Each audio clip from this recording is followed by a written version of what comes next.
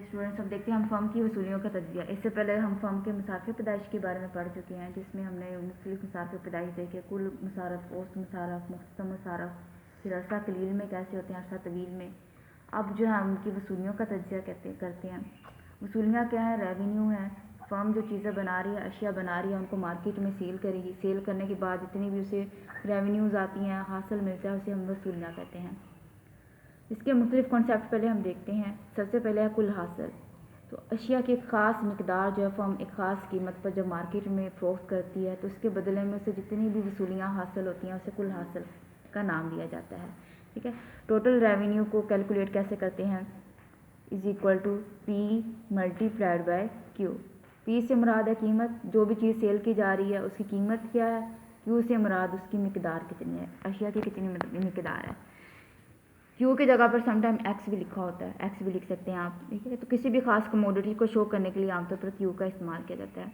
कुल हासिल किसके बराबर है? कीमत ज़रब अशिया की मकदार। उसके बाद है औसत हासिल। औसत हासिल क्या होगा कि जितनी भी अशिया सेल की जा रही हैं, फी इकाई औसतन कितनी जो है रेवेन्यू जनरेट हो रही है, हासिल मिल रहा है, उसे औसत हासिल का नाम दिया जाता है। ठीक है। और एवरेज रेवेन्यू कैसे कैलकुलेट करते हैं? Average revenue is equal to total revenue divided by Q. ठीक है। जितना भी कुल हासिल है उसको पैदावार की इकाइयों के साथ जितनी सेल की हैं उसके साथ तकसीम कर देने से औसत हासिल जो है मिलता है। औसत हासिल जो है उसको कैलकुलेट कर सकते हैं। अब बच्चे देखें कि समटाइम क्या होता है कि थर्ड ईयर के बच्चे जो न्यूमेरिकल जब करेंगे उसमें बाज़ का औसत हासिल दिया होता है सिर्फ, और हमने कैलकुलेट करना होता है कुल हासिल। तो औसत हासिल आप देखें, इससे टोटल रेवेन्यू या कुल हासिल कैलकुलेट करना आसान है।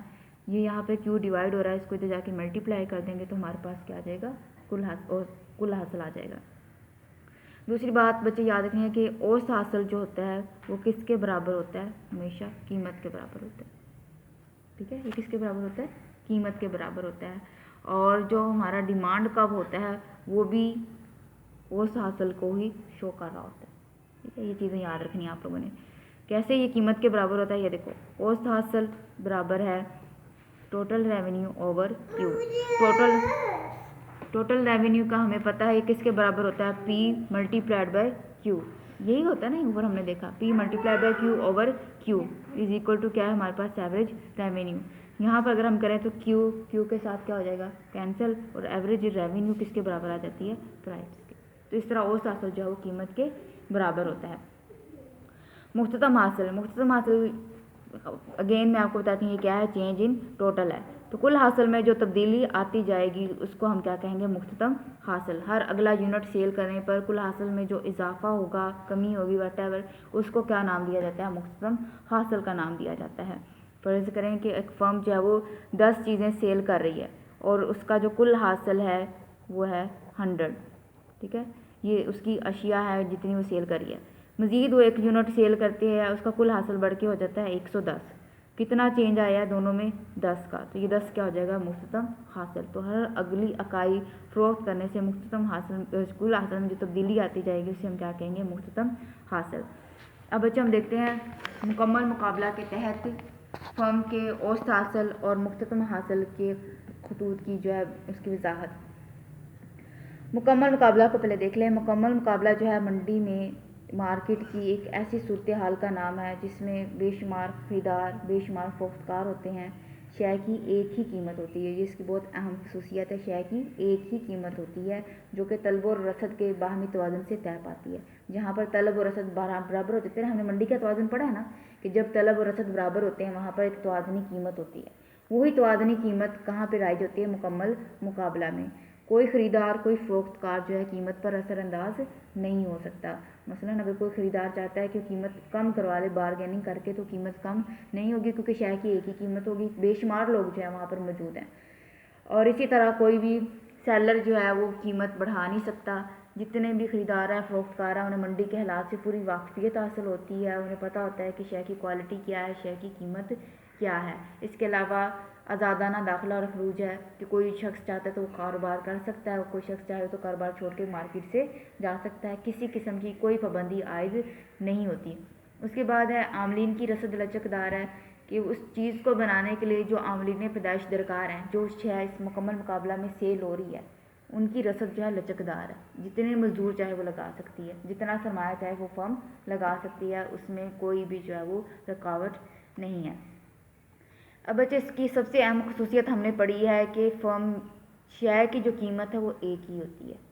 ठीक है, इसी के तहत अब हम देखते हैं कि फर्म के जो खतूत की शक्ल कैसी होगी। गोशवारा देखें बच्चे, बुक से ही आपको समझा देती हूँ। पैदावार की इकाइयाँ लिखी हुई हैं 1 2 3 4 5। ठीक है, ये वो इकाइयाँ हैं जो कि सेल कर रही है फर्म। कीमत कितनी है? 10। कीमत वही रहती है। फर्म चाहे 1 यूनिट सेल करती तब भी 10 कीमत है, फर्म 5 यूनिट सेल करती तब भी 10 ही कीमत है।